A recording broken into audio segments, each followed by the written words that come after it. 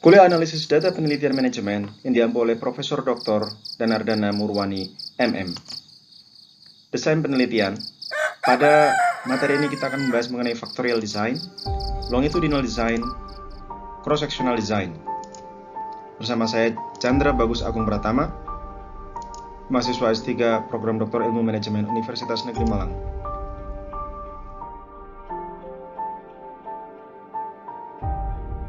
Mari kita awali dengan melihat hierarki dari evidence berdasarkan dari desain penelitian.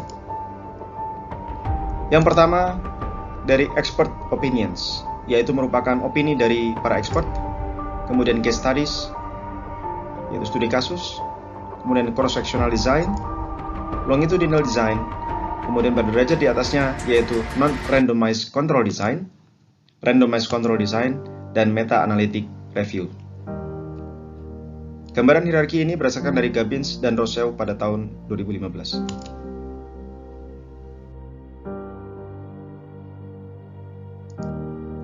Tiga research design atau tiga desain penelitian yang dipelajari di S3 PDIM adalah saya mengambil satu jurnal, satu penelitian, satu artikel, satu jurnal yang diawali dari factorial design. Judulnya adalah Unemployment and Willingness to Accept Job Offers, Results of a Factorial Survey Experiment. Autornya adalah Abraham, Augsburg, dan Barr pada tahun 2013.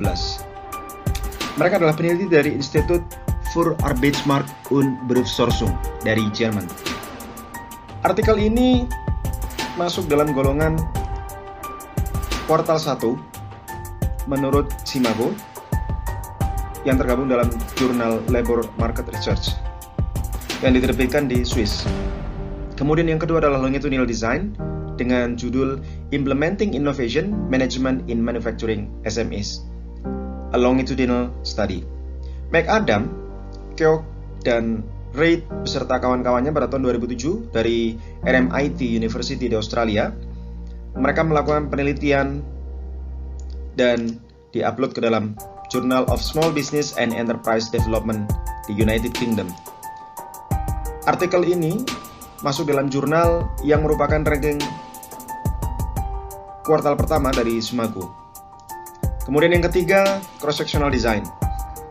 Moderating effect of ERP system, complexity on the growth, profitability, relationship in young SMEs, yang diteliti oleh Jacob Schlichter, Kim Cleaver, dan Anders Haug pada tahun 2020.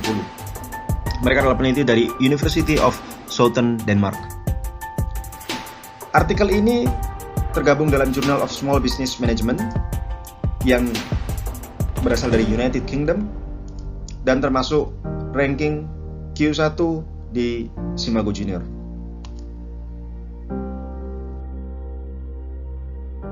Analisis data penelitian manajemen.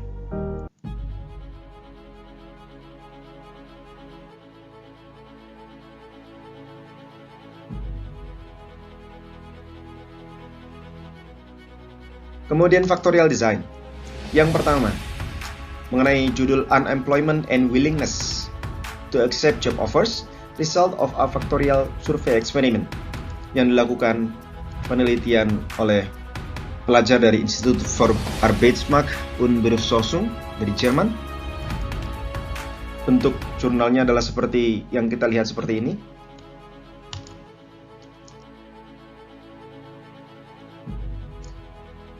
Abstraknya berisikan tentang bagaimana mencocokkan individu dengan pekerjaan adalah hal yang fundamental.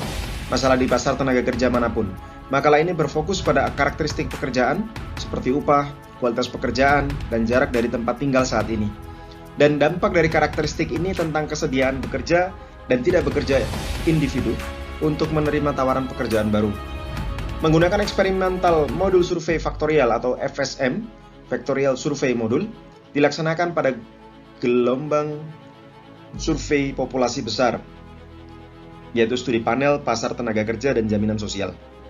Kesediaan bekerja pada pelaku pasar tenaga kerja yang menganggur untuk menerima tawaran pekerjaan baru dibandingkan sambil mempertimbangkan karakteristik pekerjaan seperti mendapatkan penghasilan atau jarak perjalanan. Dalam studi ini, penganggur dan pekerja menerima set hipotesis yang sama, yaitu tawaran pekerjaan konsisten dengan argumen teoritis. Sekitar 20.000 evaluasi yang diberikan oleh sekitar 4.000 responden menunjukkan bahwa peserta menganggur umumnya menunjukkan kesediaan yang lebih besar untuk menerima tawaran pekerjaan baru daripada yang dipekerjakan. Apalagi individu yang menganggur itu cenderung membuat lebih banyak konsensi daripada individu yang dipekerjakan berkenaan dengan kualitas pekerjaan, seperti menerima pekerjaan jangka tetap.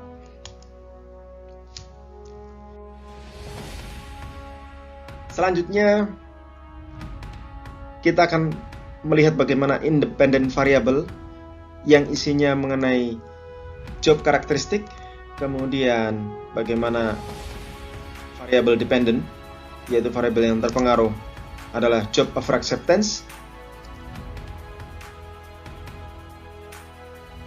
Lihat hipotesis yang pertama, untuk mengamati kesediaan yang lebih besar untuk menerima tawaran pekerjaan bagi pengangguran daripada untuk individu yang dipekerjakan.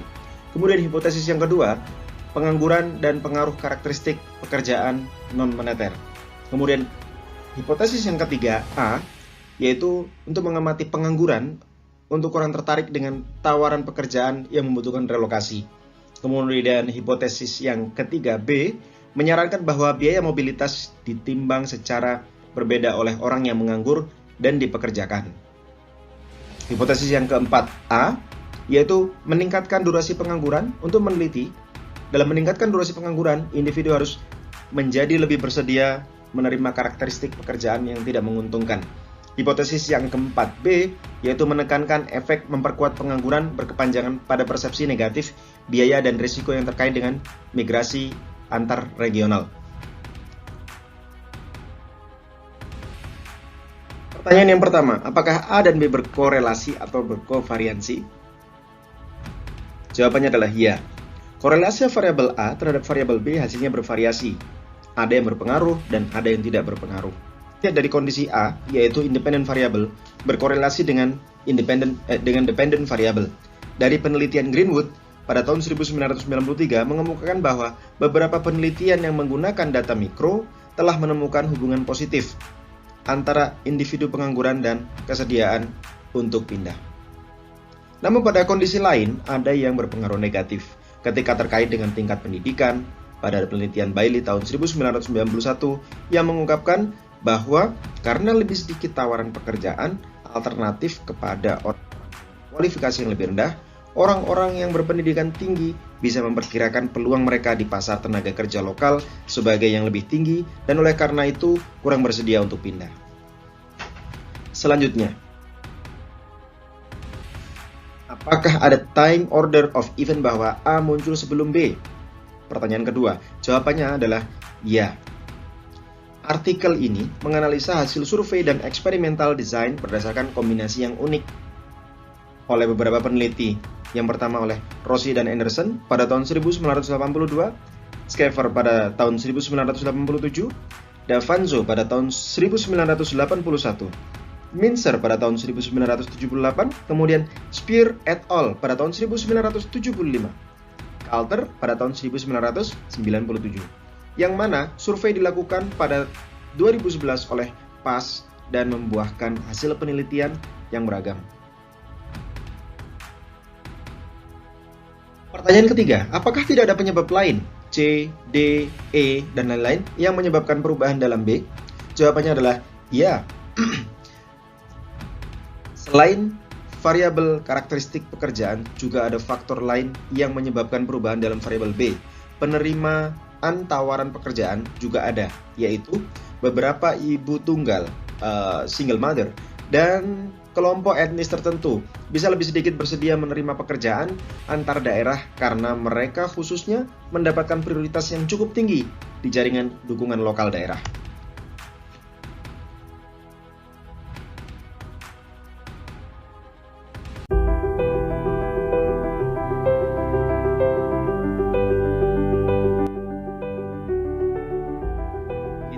Menuju ke longitudinal design yang diteliti oleh McAdam dan teman-temannya pada tahun 2007 dengan judul Implementing Innovation Management in Manufacturing SMEs. a longitudinal study, yang termasuk dalam Journal of Small Business and Enterprise Development yang berasal dari United Kingdom, dan termasuk dalam kuartal pertama dari Simago yang diteliti oleh RMIT University Students di Australia. Bentuk jurnalnya adalah seperti ini yang kita lihat. Abstraknya adalah sebagai berikut, yang menjelaskan bahwa maksud tujuan dari penelitian ini adalah untuk mengevaluasi efek longitudinal dari inovasi program peningkatan proses inovasi di bidang manufaktur UKM. Proses dari inovasi dalam organisasi mencakup manusia, proses teknologi. Oleh karena itu, intervensi dalam bentuk program peningkatan inovasi seringkali membutuhkan tingkat kompleksitas yang tinggi. Kompleksitas ini diperparah dalam UKM, di mana masalah seperti sumber daya yang langka dan kekurangan keterampilan harus dikenali. Kata kuncinya yaitu inovasi organisasi, usaha kecil menengah, pembelajaran, dan industri manufaktur. Variabel independent, yaitu Innovation Intervention Program, dan variable dependent atau yang B adalah the success of innovation in SMEs. Pertanyaan yang pertama mengenai longitudinal design, apakah A dan B berkorelasi atau berkovariansi? Jawabannya adalah ya. Menurut hasil observasi penulis terhadap artikel ini, variabel A, yaitu Innovation Intervention Program, telah berkorelasi terhadap B, yaitu kesuksesan inovasi pada UMKM. Hal ini ditunjukkan dengan adanya penelitian terhadap 20 UKM, sektor manufaktur yang didukung pemerintah dibagi menjadi 8 sektor usaha. Dari variabel A yang terdiri dari 7 indikator, Innovation Definition, Globalization, and Markets, Creating Innovative Organization, Technological Innovation, Engaging Innovation, Knowledge and Process of Innovation, Entrepreneurship and Innovation, telah mempengaruhi variabel B yang terdiri dari 6 indikator, yaitu Direction, Capability, Culture, Learning, Structure, and Process, dan Decision Making.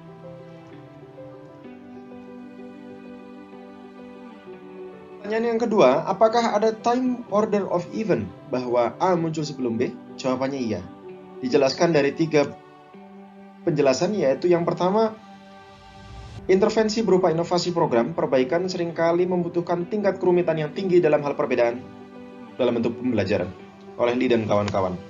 Kemudian kompleksitas ini diperparah di UKM mana masalah seperti sumber daya yang langka, kurangnya keterampilan, skeptisme terhadap pelatihan formal, dan kebutuhan untuk fleksibilitas harus ditangani oleh Cullen dan Lee. Kemudian penjelasan yang ketiga, jika program intervensi yang bertujuan untuk meningkatkan inovasi dalam organisasi efektif, mereka harus dapat diukur untuk menunjukkan perubahan longitudinal seperti yang disarankan oleh Klein dan Sora pada tahun 1996 dari masa mengandalkan faktor perasaan baik sesaat daripada mengandalkan faktor perasaan baik sesaat oleh Vossen pada tahun 1999.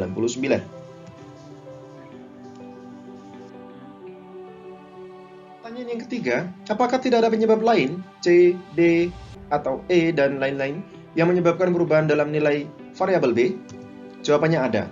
Di dalam tabel 1, case SMS terdapat kolom Other Improvement Initiative, yang menyebutkan ada 10 faktor lain yang menyebabkan perubahan terhadap variabel B, atau variabel kesuksesan inovasi. 10 faktor tersebut adalah, yang pertama, CI atau Continuous Improvement. Yang kedua, TQM, Total Quality Management. Yang ketiga, berikutnya adalah BEM atau Business Executive Model. Yang keempat, Multi-Skilling. Yang kelima, Teams.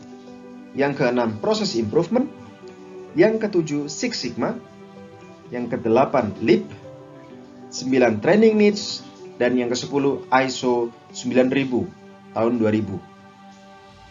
Yaitu yang membahas ISO 9000 membahas tentang quality.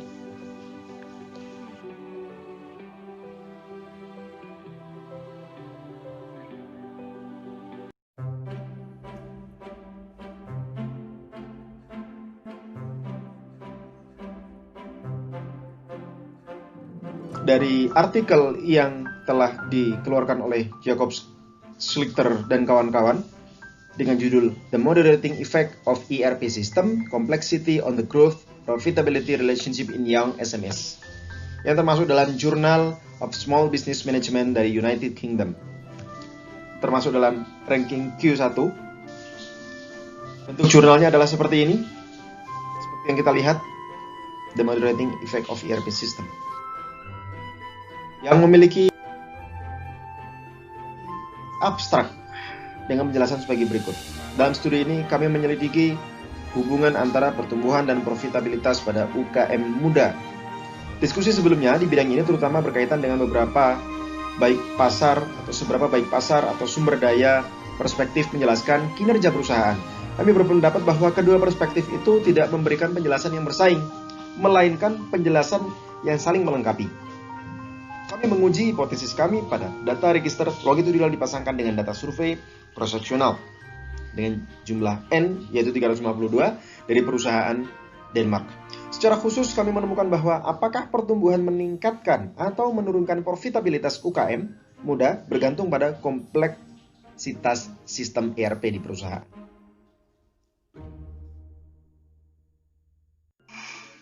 Variable independent dari artikelnya adalah growth atau pertumbuhan, ERP atau enterprise resource planning, dan variabel yang dipengaruhi adalah variable dependent atau yang B yaitu profitability, kemampuan perusahaan untuk mendapatkan laba. Kerangka pemikiran dari artikel ini digambarkan dengan hipotesis result yang ada seperti ini, yaitu variable growth mempengaruhi profitability yang dimediasi dengan perceived ERP complexity. Namun di sisi lain, perceived ERP complexity juga berpengaruh langsung terhadap profitability. Dan interaksi dari kedua variabel tersebut terhadap profitability digambarkan seperti yang tertera di grafik ini.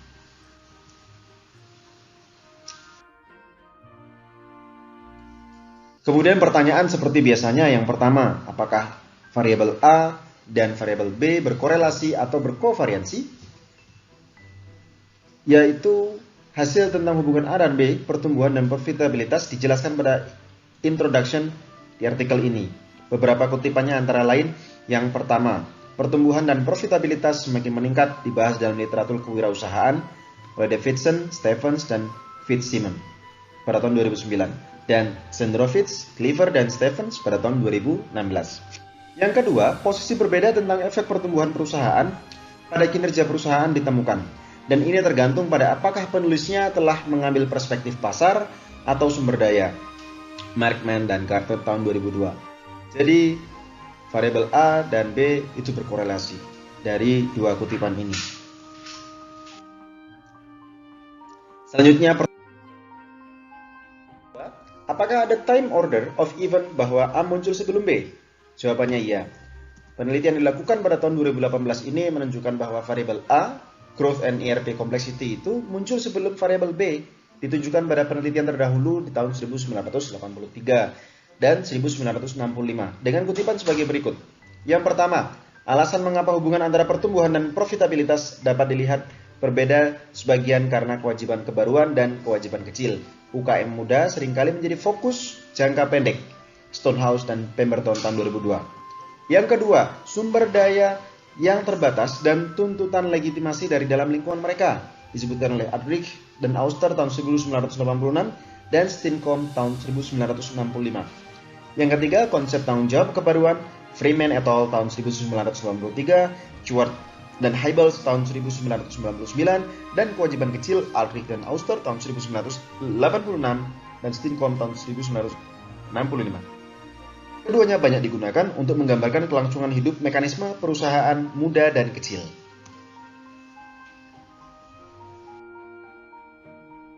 Yang ketiga, apakah tidak ada penyebab lain C, D, E, dan lain-lain yang menyebabkan perubahan dalam B? Jawabannya iya.